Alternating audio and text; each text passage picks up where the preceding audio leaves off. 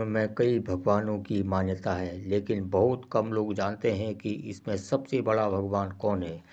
भगवान शिव, भगवान विष्णु, भगवान ब्रह्मा में कौन सबसे बड़ा है?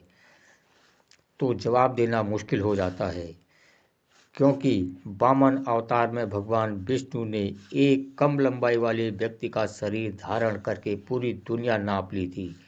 रामायण में भगवान विष्णु जी के अवतार भगवान राम शिव की पूजा करते हैं, लेकिन जब भस्मासुर को हराने की बात आती है तो भगवान शिव खुद विष्णु जी से सहायता मांगते हैं। तो दोस्तों, इन सब में शक्तिशाली कौन है? भगवान को आप जिस रूप में जिस नाम से भक्ति करोगे वह तुम्हें उसी तरह प्राप्त होता है। इससे भी परे एक नाम है जो सर्वव्यापी है, सर्वशक्तिमान है, वो है सदाशिव। हम भगवान शिव को कई नामों से संबोधित करते हैं। शिव भोले शंकर, महाकाल, महादेव, महामृत्युंजय, जटाधारी, स्वयंभू शिव के रूप में और कई नाम हैं। लेकिन क्या आपको पता है कि शिव, सदाशिव और शंकर तीनों अलग अलग हैं?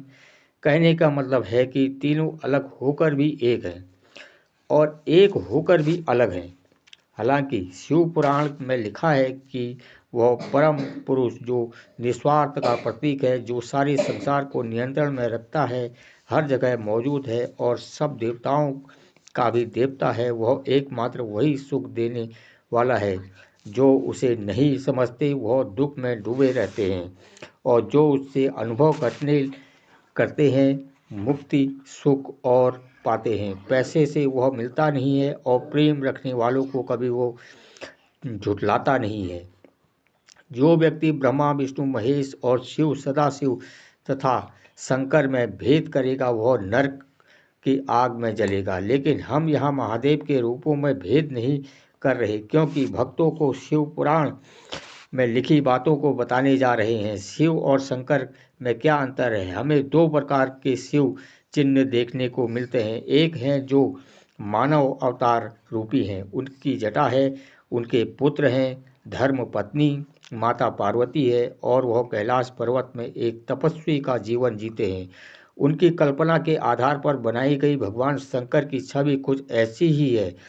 वहीं एक शिव की पूजा हम करते हैं जो शिवलिंग है, जो इस संसार ब्रह्मांड को दर्शाता है। शिवलिंग का अर्थ चिन्ह से है। संस्कृत में लिंग का अर्थ किसी प्रतीक या चिन्ह से होता है।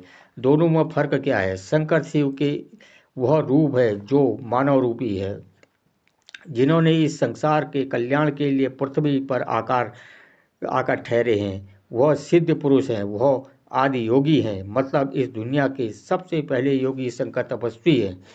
शिव परमात्मा है, रचयिता हैं, शंकर उनका मानवतार रूप है, उनकी रचना है।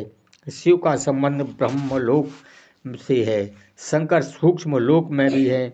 वह तेजस्वी और तेज बालियों का बल, ज्ञानियों का ज्ञान, मुनियों का तप, कवियों का रस, ऋषियों का गान, बालक की हंसी में विराजमान है। ब्रह्मलोक का अर्थ अनंत ब्रह्मांड है और सूक्ष्म लोक उस अपनी पृथ्वी है। शिव की आराधना शिवलिंग से होती है। उसका कोई आकार नहीं है, वह निराकार है, वह बिंदु है, इस संसार को चलाने वाली ऊर्जा है, वह असीमित दिव्य अंधकार है। भगवान शंकर को शिव का मानव रूपी अवतार कह सकते हैं, क्योंकि शिव अजन्म है, वह जीवन मरण के चक्र से मुक्त है। ऋषि के मंत्र गान का और बालक की निष्कपट हंसी उसे एक जैसे ही प्रिय है। वह शब्द नहीं भाव पड़ता है, होठ नहीं हृदय देखता है। वह मंदिर में नहीं, मस्जिद में नहीं, प्रेम करने वाले के हृदय में रहता है। शिव शंकर में प्रवेश करके वह महाकार्य करते हैं जो अन्य कोई देवता नहीं कर सकता। शंकर विनाशक हैं, शंकर महान शक्ति का एक अंश और सदाशिव व शिव में क्या अंतर है? शिव पुराण के अनुसार शिव आदि शक्ति का माँ कहकर पुकारते हैं और सदाशिव को पिता कहकर पुकारते हैं। कि ब्रह्मा और विष्णु का जन्म आपसे हुआ, मेरा भी जन्म आपसे हुआ, इसलिए मैं आपकी संतान हूँ। शिव पुराण के अनुसार भगवान शिव की उत्पत्ति माँ आदि शक्ति और सदाशिव से हुई। ऐसा उल्लेख है कि भगवान विष्णु और ब्रह्मा सदाशिव के अर्धा अवतार हैं, जबकि शिव उनके पूर्ण अवतार हैं।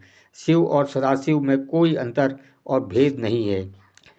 पुराण के अनुसार सदाशिव कहते हैं कि जो भी मुझे और शिव में भेद करेगा वह नरक का भोगी होगा।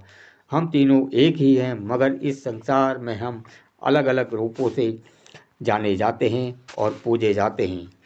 तो ये थी दोस्तों आज की भोलेनाथ से संबंधित वीडियो। आपको कैसी लगी कमेंट करके ज़रूर बताएं। अगर अभी तक आपने हमारा चैनल सब्सक्राइब नहीं किया है तो सब्सक्राइब करके बेल आइकन को प्रेस कर लें। इसी के साथ मैं अगली वीडियो लेकर आऊँगा। तब तक के लिए जय श्री राम।